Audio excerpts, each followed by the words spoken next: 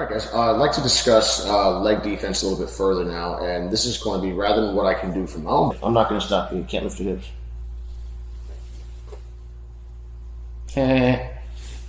Doesn't really do anything. Why? Now, of course, we all know that if Adam decided to attach to my arm and lift my hips, he could most definitely hurt my arm. However, what I want to start doing is pulling things out. How do you know how you figure out? And I just was thinking about this thing the other day that about everyone else in their life has probably thought about at some point or another. Is imagine you have 5 employees and you want to figure out what's most important. Start firing people. You'll eventually fire the guy or the girl that matters and go, looking back, that was a mistake. Rehire them. How do you know what's the most important body part you have? If you removed it. Start cutting things off and you'll decide what you miss the most. Now, it's a bold way to play and there's no coming back. But the idea is pretty simple. If someone's like, look, you want to get shot? I'm like, no. Shit, God, no. I'm like, look, I'm going to shoot you. I'm like, can I stop you? No. Hand of God, I can't do it. Okay. Well, I'm going to shoot you in the chest or I'm going to shoot you in the hand. I'm like, immediately I put my hand up. I volunteer to get my hand shot. Why? Because I made a value judgment at that time and gone, tell you what, compared to what the alternative is, this thing's pretty good. It's pretty good. They're right or left hand. I'm like, well, I'm righty, so left hand. All right. So basically what I want you guys to start considering is this is a way that you can evaluate your positions and you can start pulling in and adding in and pulling out variables like a science exam or science project, I should say. If you change 4 or 5 things at once, you might not be able to tell what the driving forces are. You change one thing at a time, start to see what matters. So can I borrow a second, Adam, if you got me in a let's say inside heel hook? And I'm like, okay. Well, and why? If you notice, when I want him to inside heel hook me easily, what do I do with my foot? I do that. So pretty much that's the opposite of what I'm going to do when we're actually training. So rather than sticking it out there and be like, okay, punch me in the face. I'm like, oh yeah, instead of this, I'm going to pull that sucker back because I'm ugly enough and I don't need to get chinned even further. Okay, great. So you have the heel hook, do you? Yeah. Okay, fantastic. You're not allowed to expand your hips and you're not allowed to move at all. Break my leg. Yeah. You're not allowed to move at all. Break my leg. Ah! No? Okay, fantastic. Or still didn't work. Yeah, okay. Still waiting one day. Good, another good check. This is all on the same day. That's how you can tell. I'm also, I've also done my laundry. That's another way you can tell the difference. So anyway, okay, this time you can move. You're not allowed to touch my leg, but you can move your hips as powerfully as you want. Don't hurt your back or nothing. Go nuts. Arch, like deadlift, back arch. Doesn't do anything. Watch, just lay on your side, like you might. Okay, back arch. Boom. Okay, my turn. I'd probably do better. So, look, okay. Can't move. How's your leg defense? It's poor. It's perfect, actually. Well, imagine I wasn't allowed to move. Would this be an unsafe place? No, it'd be fine. Not even slightly unsafe. Exactly. Okay, now I can arch, but I'm not attached to his leg, so it doesn't come with me. What happens? Nothing. So how can I, as someone who's at risk, let's say, for instance, Adam gets a hold of my leg, and I stay here, do you have space to expand your body? Yeah. Could you expand that way and hurt me? I'm like, ow, tap. Could you expand that way and hurt me?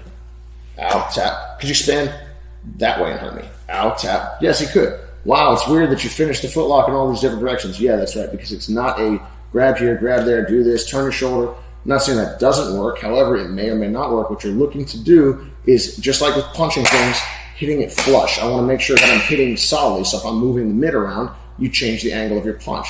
How do you punch? I punch like this, I punch like that. You punch in a way that's meant to impact that thing solidly as close to a 90 degree as possible. And that's the proper mechanic at that time. So Adam is basically doing that. Now I've got one for you. What if I come forward? And we said not to do this before, but breaking. Okay. From here I can't. Why not? Because your pressure or the placement of your body doesn't allow me to expand my hips. Exactly. He needs to take his knees far from his shoulders. And again, something else to consider, if people are real freaking short, they may not need that much space to expand their entire body. So, and you're walking a very fine line. So blue belts out there, this isn't your go-to defense. It's really not go-to defense either.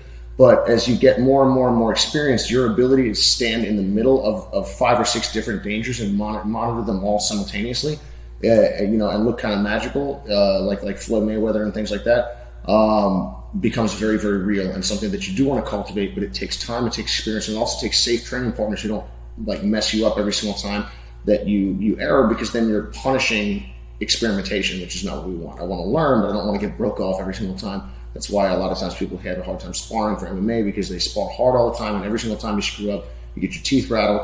That doesn't encourage you to learn how to strike. So if we come back, if I can keep Adam, if you're on your back, if I can keep Adam's shoulders and his knees compressed together, you can lock that up and finish it, please. If I can, can you lock it up? Seriously, go nuts all the time. I can barely even connect my hands. Sorry, here you go. Okay, cool. I can't.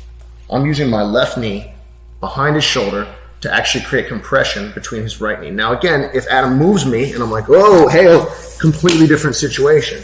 So I have to understand that there is nothing that I can magically do. I'm not planting my feet in space and be like, this is where I stand safely.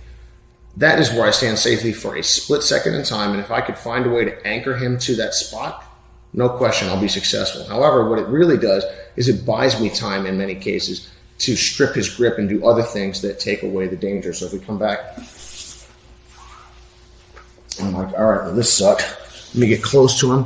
I'm like, give me that. And I'll pull his elbow up or point my toes through or underhook. If you lock your hands, I'm like, anything that I can do to undo the threat of the heel hook, which is now I can feel that tension on my knee, very, very real. Why do I feel that tension? Because Adam's really good, and even though he's not open very much, he's already turning his body and creating torque, and he can feel the tension in my knee. He knows the direction to go, not intellectually. He can feel it at the time.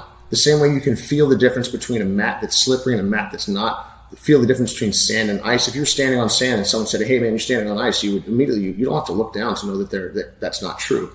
It's a sense and it's a feel that we're developing. So we have an intellectual understanding, but jiu-jitsu is expressed as an art. It's learned as a science, but it's expressed as an art. So it's really important that I start to develop. I don't need my eyes. I can tell. Break my leg.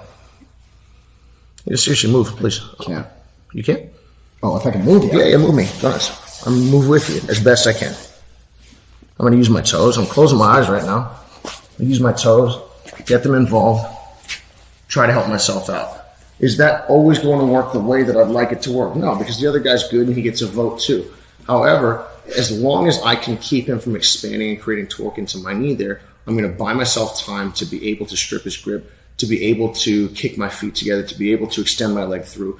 So not only can I protect myself by moving my own body, I can protect myself by making these not connect, by making these not be able to disconnect, and you're going to give yourself the room that you need to defend yourself. Again, more experience but is required, but I hope that over time you guys are going to find that useful.